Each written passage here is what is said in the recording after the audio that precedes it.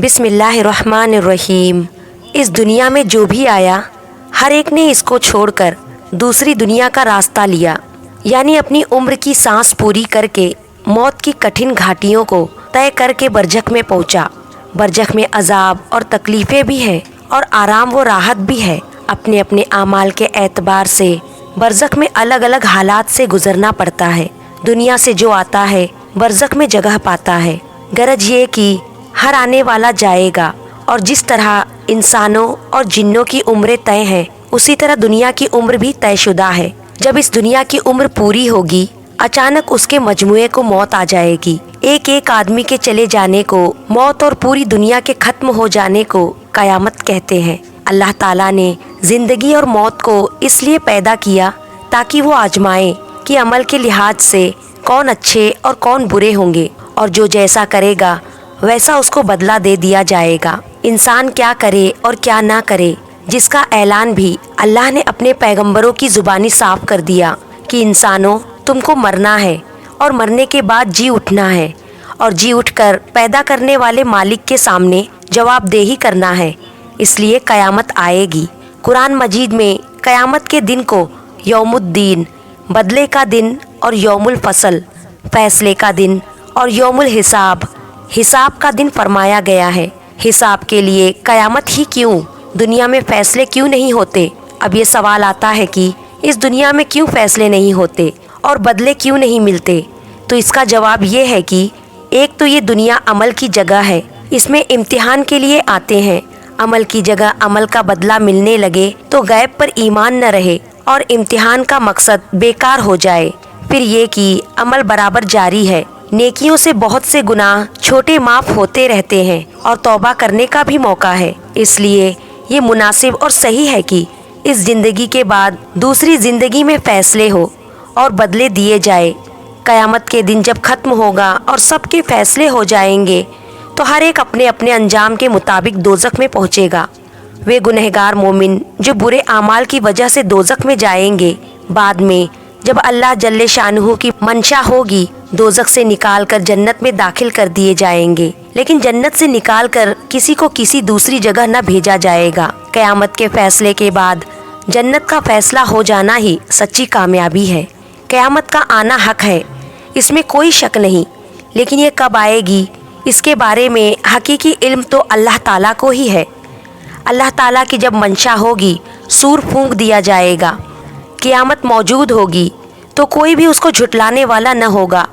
उसके आने का वक्त अल्लाह ताला के इल्म में मुकर्रर है। लोगों के ऐतराज करने से अल्लाह ताला इसे वक्त से पहले जाहिर न फरमाएगा। सूरह सबा में ये भी इरशाद है, और वे कहते हैं कि ये वादा कब पूरा होगा।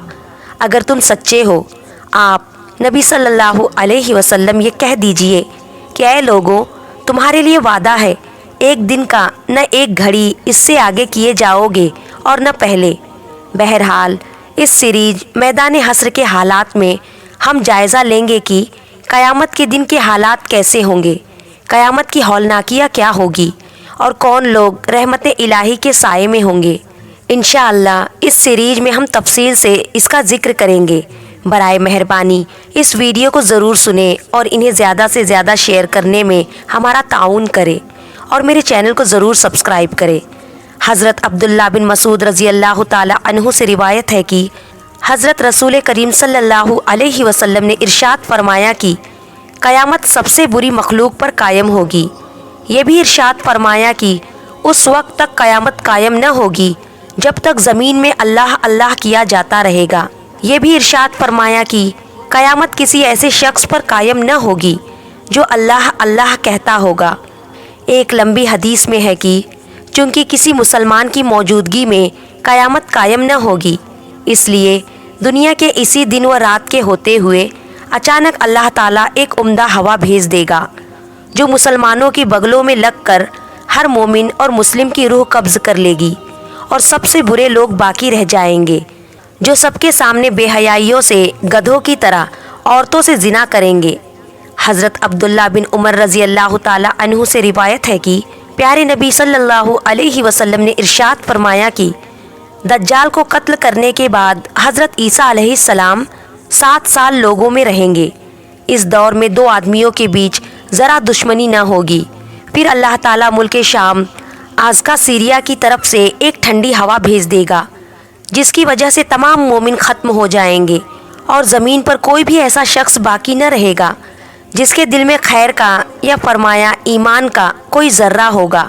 یہاں تک کہ اگر تم مسلمانوں میں سے کوئی شخص کسی پہاڑ کے اندر کھوہ میں داخل ہو جائے گا تو وہ ہوا وہاں بھی داخل ہو کر اس کی روح قبض کر لے گی۔ اس کے بعد سب سے برے لوگ رہ جائیں گے جو برے کرتوتوں اور شرارتوں کی طرف بڑھنے میں ہلکے پرندوں کی طرح تیزی سے اڑنے والے ہوں گے، اور دوسروں کا خون بہانے اور جان لینے میں درندوں جیسے اخلاق والے ہوں گے۔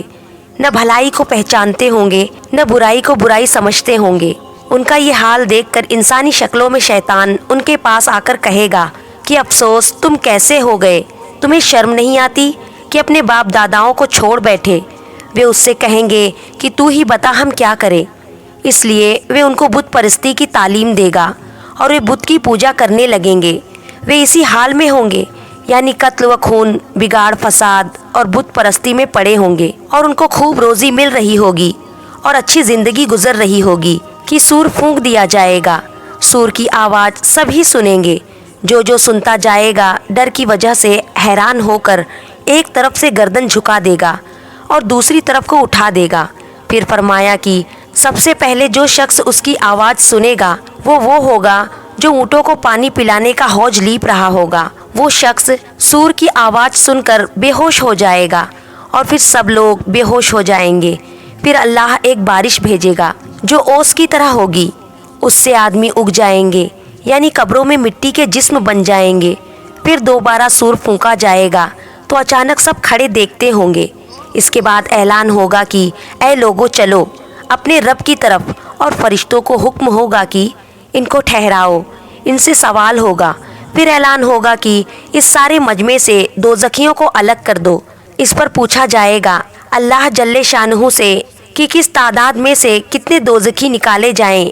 جواب ملے گا کہ ہر 1000 میں 999 دوزخی نکالو۔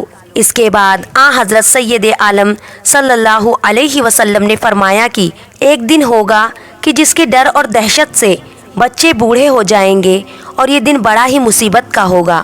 ان حدیثوں سے معلوم ہوا کہ قیامت قائم ہونے کے وقت کوئی مسلمان دنیا میں موجود نہ ہوگا۔ اس بڑی مصیبت سے اللہ تعالیٰ ان انسانوں کو بچائے رکھے جن کے دل میں ذرہ برابر بھی ایمان ہوگا۔ میدان حشر سیریز کا اگلا بھاگ اگلے ویڈیو میں تفصیل میں ذکر کریں گے۔ آپ حضرات سے التجا ہے اسے زیادہ سے زیادہ شیئر کریں اور میرے چینل کو ضرور سبسکرائب کریں۔